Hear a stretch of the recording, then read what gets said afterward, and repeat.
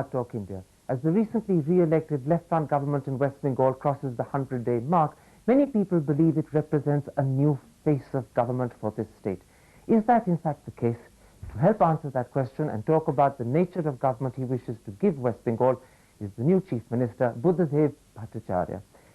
Chief Minister, your government seems to have coined the phrase, "Do it now," as a slogan. What is the message you're actually trying to convey? Well, you see, when we first came to power in 1977, I still remember the political background of that election. Perhaps you know, the country was fighting against emergency rule, and Indira Gandhi got defeated in the center, and here we defeated both the Congress party and other fronts. And the first time, the left front, we won the election. And that was created enthusiasm inside the party, in the government, and among the people also. And that enthusiasm created a sort of momentum that helped us. But it hasn't lasted 24 years. Yes, it is very difficult to maintain that momentum for 24 years. So in a sense, your slogan is an attempt to give fresh political resolve? Yes, to sensitize our administration. Look, we have got the mandate of the people for the 6th time. It has no parallel in the history in our country. Therefore, we have got the mandate of the people, we have to perform. And only one chief minister and some group of ministers cannot do it. So would I be right in saying that in a real sense then, your government represents the start of a new chapter, not just the continuation of an old story? It is continuation of old policies and a new resolve to implement those policies with more sincerity, with more commitment, with more courage. But there's also something else, because many times in interviews and press conferences that you've held, you've spoken about the need now to build on the successes of the past by concentrating on areas of neglect and on areas that you described candidly as failures. Yes. What are the sort of areas you have in mind? Yes, you see, not after election, during the election campaign also, I told the people, and self-critically, we judged our certain policies in education, our health policy, our industrial policy, and other policies also. For example, education in our state, school education is free. Our target is to achieve universal education, compulsory universal education. And now literacy rate has reached 70%. We are setting up new primary schools in almost all villages. But the quality is bad. Yes, the quality is bad. The quality of teaching is bad. It's not up to the mark. Tell me something. It's an anomaly that you face. You've created free schools, you have the widest network of schools, and yet quality is missing. That's because you failed to inspire teachers. Yes, and we have to admit this failure. Therefore, now we are thinking to set up an institution for the training of the teachers. Unless they are taught properly, how can they teach the young people? So you've realized that the important thing to do is to motivate individuals, not just create institutions. The individual teaching is important as well. Yes, yes, because now we have set up a school service commission, and now that we are thinking to set up an institution for these teachers. And we have to improve the quality of teaching in the primary schools. This is one aspect. You've also done something else, Chief Minister. In your letter of the 1st of June, you wrote to your Education Minister, Kanti Biswas, that you would like him to take measures to start the teaching of English from class 1. You personally have accepted that English is something that has to be taught. It is the means and language of the future. I don't like to express my opinion on this subject. I just wrote a letter, which is true. I just told him to give the matter a serious thought. Again, that was my point. And politicians or any political party should not take a final decision on this issue. At least we should ask the experts to give their opinion. I requested him to set up a committee to discuss whether English should be taught from the very beginning, and we have to also review our curriculum, and that committee has already been set up. And this, in a sense, you did because people actually in schools, their parents, their children wanted English to be taught. You were responding to it. Yes, the world is changing, and this period of this area of globalization, English is the language of globalization. You have to teach English. So when Otherwise you people cannot advance in areas like science, technology, and other different areas also. all that depends on English. Yes. So when people turn around and say that Budhadeb Bhattacharya has reversed the communist position on the teaching of English, your answer is, I'm doing what the people want. I'm giving them the future they want. Yes, because you see, things are changing, world is changing, people's perceptions is also changing. Therefore, we have to again review the matter. And this, in a real sense, is a new chief minister saying, the world is changing, our policies need to change with the world. Yes. This, in a sense, is the meaning of do it now. Yes. Listen to the people and do it. Yes. But let me put something to you. In that letter of June the 1st, you advised Kanti Biswas, your education minister, to seriously look into teaching English from class 1. But 3 weeks later, on the floor of your assembly, he announced that the government has no plans to do anything of the sort. Do you not get the feeling that you and your education minister are at odds with each other? No, what happened actually, they asked, as opposition, some opposition leader asked our education minister whether he has already changed that decision. He said no.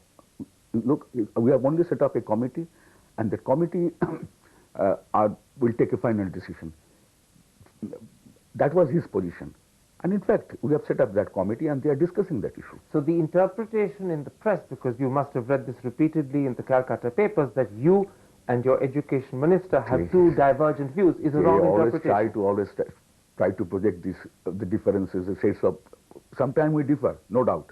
But in this case at least, on this issue, we have no difference. The only thing we have decided that we have to set up a committee again with the experts and they will take a final decision. Are you hopeful personally that at the end of that committee's deliberations, English will begin to be taught from class 1? Let us wait. You're being political. You don't want to jump the gun. Okay, you said courageously and candidly that sometimes you and your education minister do differ. Let me give you an example of another difference which people point towards because they say Budhadeb Bhattacharya has the right ideas, but people in his cabinet don't let him act. You recently were very impressed by the Ramakrishna mission. You even asked their Seva Pratishthan to set up a medical college of their own. But virtually at the same time, Kanti Biswas wrote to the Ramakrishna mission to say that in future, please make sure you select all teachers from a government list sent by the Service Commission. Again, people said, you see, they go in different directions. Yes, yes, they are running best schools in our state. They have a group of schools in different districts, Ramakrishna group of schools. And they are really good teachers, they have good teachers, and they are really running these institutions very well. And you wanted to involve them to improve the educational system. Certainly. But Kanti Biswas wants to impose government teachers on them. You should not condemn my colleague. You have to understand what happened actually. What is the law of the land? Our position is that they get salaries and DAs and other things from the government. And how the government can just they getting salaries and financial support from the government. So there's a wonderful look of embarrassment on your face because the truth is that you wanted to open a new chapter. He wanted to stick by the old rule book. No, no. I just told him that we have to appreciate their position also, and we have to come to maybe a compromise position because we should not disturb them, and government has to find out a way out. That is my position. The reason I brought up this example and the earlier example is to suggest that you are full of new initiative, new thinking. You are in many ways the face of the new left front government. Your problem is that you have ministers like Kanti Biswas who believe that the old regime, the old system is better. No, no. You should talk to him and we are on the same boat, brother. Okay, let's take another area that you identified earlier as one of your target areas. Industrialization. As you know, in 1980-81, West Bengal accounted for 10% of the total national industrial output of India. by 97, 98, that had collapsed to just 5%. How much time has West Bengal lost as a result of these policies? Almost 2 decades. So in other words, you have to catch up 2 decades almost overnight. Yes, we are a late starter. But after 1994, after we announced our new industrial policy, in the new situation, things are changing. Are you determined as the new Chief Minister to leapfrog so that Bengal is not a laggard but becomes a frontline industrial Yes, state? we are trying our best. For example, I can tell you, if you go to what is going on in our state, in some areas I told, you see the companies like Siemens was here from the early days. Now Hindustan Lever, then ITC was there, Bata, they are working here. Now big companies like Mitsubishi, they have come in our state. Let me quote you something that Then you said. IBM, then Microsoft, they are taking interest about West Bengal because we have our human resources is, I should humbly claim, our position is better than any other states. Let me quote you what you said. You said you're determined to make Bengal the leading investment destination in South Asia. You've also said, I'm willing to even go to hell to make Bengal the business hub of India and the East. Now those are grand phrases and that's a grand vision. But people say that if he's serious, then he has to do 2 things. Firstly, how encouraging and how inviting can you be to foreign capital and multinational companies? You see, our policy is very clear. We need their help. We need new technology. What I was telling you, I am going to Japan. I'm going to meeting all leading industrial houses in Japan. Mitsubishi has already come.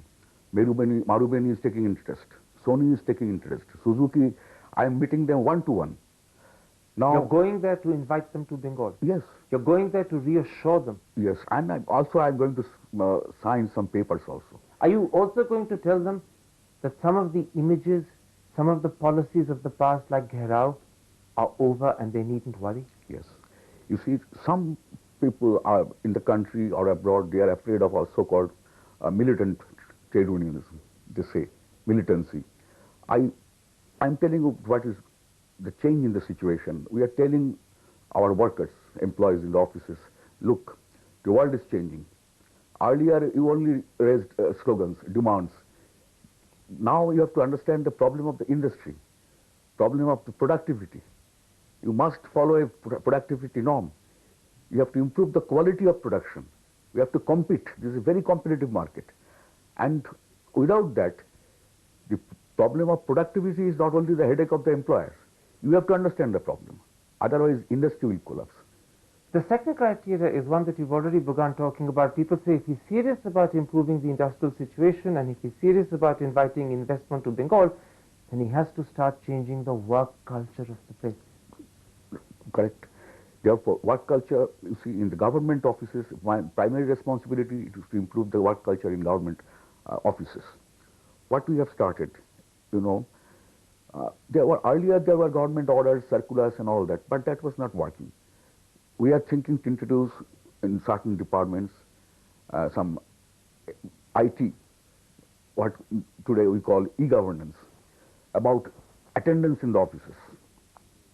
Computer, no more we will maintain registered books and all that. It will be computerized. It would be computerized. Performance would be computerized. And finally, you're going to stress productivity. Yes. And we have already taken it, we set up a committee and they have submitted their report, and we are going to introduce this new technology for the better service to the people and to speed up our... Let me quote you something that your industry minister has said. He says, we are unable to make an impact with whatever good work we are doing because industrial sickness is a major drag on our economy. He says, we must try to protect the interest of our workers, but we have no illusions about being able to revive everything. Can you therefore change labor laws to permit unviable sick companies to close? That would be the biggest reassurance that you are really serious about industrial revival. We have to try to revive those factories. And if you Yes, can't? If we can't, then we have to close it down. So it is a possibility. With the sufficient, pardon? So it is a possibility. Yes, we have 64 units, and most of them are in a very bad shape. We have appointed a committee, and we are trying to revive at least 10 to 12 out of the 64 industries. But we know that some industries are there cannot be revived. That's Never. 54 possibly. 54 cannot be revived. No, out of total 64, we have already started, we have injected some funds and other. We have running 8 or 10 factories. So what happens to those that can't be revived? That we have to close them. You will close them? Yes, certainly. You but will with bite that bullet. sufficient safeguards to the workers. We just cannot throw them out. Sure, but you will bite that difficult bullet. You will take that difficult decision. Yes. That again Yes. is a new communist policy. No, it is a new policy for the left front. This is not a new policy. This is a restructuring of our old policy. A restructuring of your old policy. Yes. What a wonderful euphemism. Yes. Let me put something to you. People hearing this interview will say that I Budhadeb... visited China. They are doing the same thing. Chinese communism is the model you wish to follow. We have to learn something from them, certainly, because they have a very powerful socialist base, and they are restructuring their old steel factories. You just go through those papers, what they are doing. This is wonderful. Deng Xiaoping is the model that you hold up today. Not Deng Xiaoping's model. We introduce our understanding of Marxism in Indian soil. This is something different. But China, but China is the inspiration. China's new ideas is certainly inspiring. What Fidel Castro is doing, what his position about foreign investment, what a South African Communist Party is doing, we are not different. You see, this is a new situation, and we have to understand this world situation and the changes that have taken place, and particularly we have to understand our country. We are introducing our policies in our country. We don't follow any model, Russian or Chinese or Cuban, but there are some similarities, some new policies that China has introduced in this period. That is, we have to understand. Chief Minister, you said we have to understand the reality of things happening in our country. In a sense, I call it new policies, you call it restructuring. Yes. But this is an acceptance of reality. That's what you're doing. No. We are realists. You run the industry and you must try your best to safeguard the interest of the workers. And then when you don't succeed, you have to bite the bullet of closing down what you can't make viable. That you've also accepted. But after that, we have to take the responsibility of those workers and their families. People we have to rehabilitate them.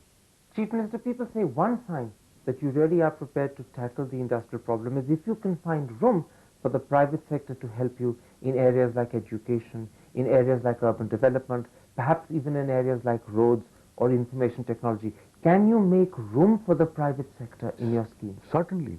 They are welcome in all these spheres you mentioned just now. We need their help. In fact, we have started working with them in setting up engineering colleges. Now we have started dialogue to set up medical colleges. My urban development ministry, they have changed their earlier policy. And now we are asking them to come join with the government, the joint sector, constructing housing for the common people, middle class, lower middle class, even NRIs. We are constructing housing complexes with private participation. Can you, for instance, bring the private sector in to sort out the problem of Calcutta roads? Yes, we are also thinking we have to engage them in construction of roads. But about Calcutta, I can't just say just now whether they will take an interest about Calcutta. But we have now discussing with different financial institutions and private agencies. We need 3 expressway, one from north-south corridor, that is from Calcutta to Siliguri, Calcutta to Haldia, and then Calcutta to Kulpi. And this you're prepared to give to the private sector? Yes. We need their help. Not only of Indian companies, but foreigners also. You see, you openly and candidly admit you need the private sector. Yes. So when you debate this with your colleagues in Alimuddin Street, how do they respond? There may be sometimes some difference of opinion, but finally, when we take a final decision, then there is no problem. But are you confident that you can persuade them against their resistance? Because these are new approaches. They are used to doing things the old way. Yes. I tell you, there is always some debate and some differences there, but the world is changing and we are also changing. Well, you say the world is changing, but do you remember 24 hours after the election results were announced, Anil Biswas said at a press conference that CPM ministers will file annual reports, annual plans, and these will be reviewed 6-monthly by Nirupam Sen. And everyone turned around and said, who's Anil Biswas to say this? This is the Chief Minister's prerogative. Why is he stepping on the Chief Minister's toes? I don't remember just what he said at this time, but we don't encourage any center of extra-constitutional power. So if he does try and interfere, you will politely tell him not to. I believe he will not. You believe I know he him. won't, or you hope he won't? I believe, because I am working with him for all these years. I know him. People say that Jyoti Basu had the stature, he had the experience to be able to assert his way against his party or even against the other left front allies. Now you have a lot of popularity, but you're new in the job. Are you confident that your authority won't be challenged? No, because my relation with my colleagues in the party and with the other parties, our allies, I have very friendly relation with them. And you should not compare me with Jyoti Babu, because I never try to step in his shoes. I am trying to do it in my own way. And my relation with my colleagues in the party, in the front, with the other left parties, perfectly good. In a sense, what you're saying to me is that I want to do things my way. In my way, and with my colleagues, I believe in the collective leadership. But you also believe in accepting changing reality. Yes. And you believe that government can't do everything. You must involve the private sector where it can help. Yes. I am convinced that we have to change our earlier policies. Even if some of those earlier policies are emotionally very dear to the party. Emotion has no place in politics and policy making. Emotion is good, but no place in serious policy matters. And are you prepared to fight and struggle to convince people? Yes. People are ready to accept these new policies, I think. I understand the perception of the people. They want change. And our slogan in the election was change. Change for the better. So in other words, what you're saying is left front rule has to change with the times. It has to reflect the reality that the private sector has a role to play. Certainly. Change or you perish. So the left front government that Budhadeb Bhattacharya will give Bengal will be very different to the left front government that came to power 24 years ago. But these new ideas are emerging from our earlier experiences also. But you're prepared to accept the mistakes of the past and you're prepared to accept the agenda of the present. Yes. We have to reject the mistakes we have committed earlier, and we have to accept the new situation, and we have to adopt new policies. And you will fight against your party even if you do it behind closed doors. I don't think there will be any problem with my party. You will even be able to convince people like Anil Biswas and Biman Basu. I'm not, but you should not mention the names of certain leaders. The leadership of the party, we formulate policies. We have a party program. We have resolutions on the current issues, and we work on that. It's not a question of any individual. And what about the C2 leadership? Will you be able to carry them? They are also changing. They are also trying to motivate their workers in these new ideas. But they also probably feel threatened by some of the reforms and some of the new language that they're hearing from you. No, they are not afraid. They are trying to understand what it is all about, and I am trying to convince them they should accept these changes. Tell me something then. You've committed yourself to restructuring. I keep calling it new policies. You call it restructuring old ones. Restructuring and reorientation. Restructuring and reorientation. Wonderful euphemism for saying what I'm saying in a different way.